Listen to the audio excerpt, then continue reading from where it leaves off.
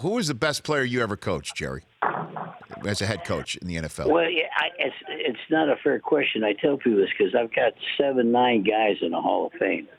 But you know what?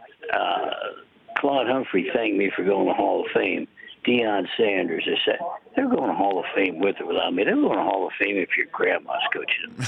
So when you say what I remember is guys that weren't good enough when you started, and 2 years later wins you a ball game because of effort, coaching, dedication in the off season, and now they're good enough. That's the guys you remember. I mean, I love coaching Deion Sanders and Lynn Barney. They're the 2 best corners in the Hall of Fame.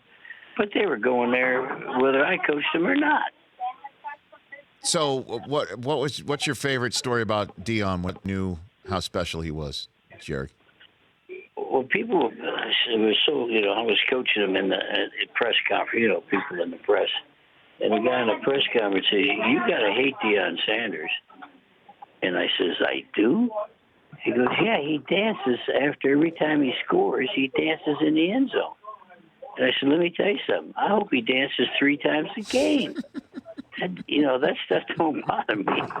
This is, people think you get upset over stuff like that. And what people don't know about Deion, in practice, you got to be the show team. We get 15 plays of our work. Now, let's say you play Minnesota, and so now he's the Minnesota corner. Even when he was a show team in practice, he did not allow anybody to catch a ball on him. Even when we were supposed to be the enemy, he never let anybody catch a ball on him in practice. That's why he's in the Hall of Fame. Have you spoken to Favre lately, recently? Because obviously he's a different person than the one that you coached, Jerry. I've spoke to him since he's got out of football, but I haven't talked to him in 2-3 years. What was he like when you had him, Jerry?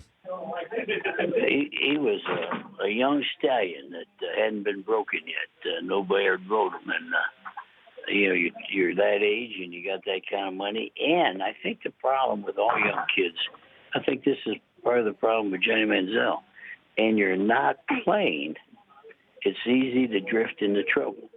If you're playing and have the responsibility that your team's counting on you, you pay more attention and you do less things.